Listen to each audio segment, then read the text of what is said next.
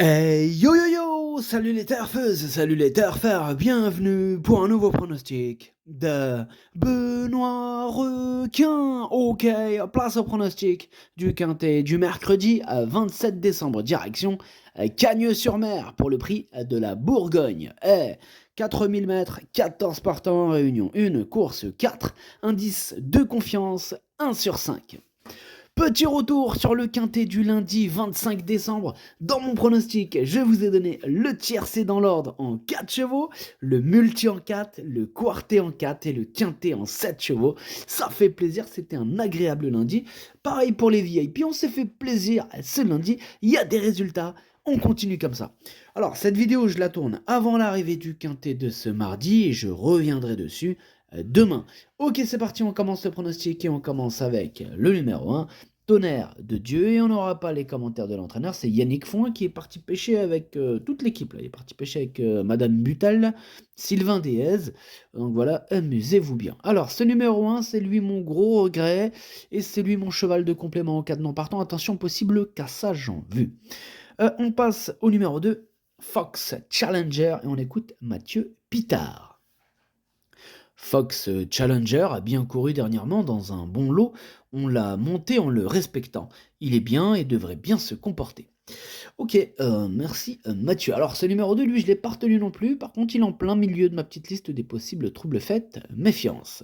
On passe au numéro 3, Alit, et on n'aura pas les commentaires de l'entraîneur, c'est Madame Butal qui est partie pêcher avec ses amis, amuse-toi bien.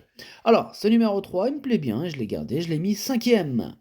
On enchaîne avec le numéro 4, Dépende, et on écoute l'entraîneur Erwan Graal. Dépende ne semblait pas battu lors de sa chute dernièrement, tout va bien, il est très bien rentré et a très bien récupéré. Alors certes, sa marge au poids s'est réduite et malgré les pénalités, je le crois capable de bien faire, il a sa place à l'arrivée. Alors ce numéro 4, il fait partie de mes préférés, j'y crois, je l'ai mis très haut, je l'ai mis 2e. On enchaîne avec le numéro 5, Fou du Brésil. Et on n'aura pas les commentaires de l'entraîneur, c'est Yannick Fouin encore, qui nous présentait aussi le 1 tout à l'heure, maintenant il nous présente le 5. Donc toujours au même endroit, parti pêcher. C'est l'hécatombe des pêcheurs, ils se sont tous donné rendez-vous dans la mer aujourd'hui. Alors, ce numéro 5, il me plaît bien, je l'ai gardé, je l'ai mis 6e. On passe au numéro 6, Joshua Spirit, et on écoute David Satalia. Joshua Spirit est bien, est un vrai gaucher. Toutefois, il m'a déçu lors de ses 2 dernières tentatives à Hauteuil. Je suis donc un peu dans l'expectative avec lui. Il est dans l'expectative, David. Alors, moi, ce numéro 6, je ne l'ai pas retenu.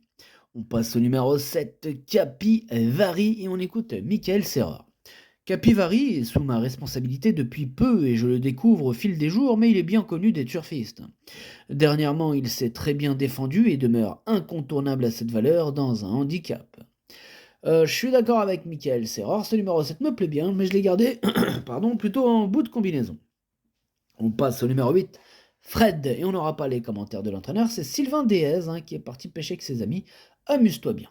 Alors, ce numéro 8, il me plaît beaucoup, je l'ai mis 4e. On enchaîne avec... attendez, oh là.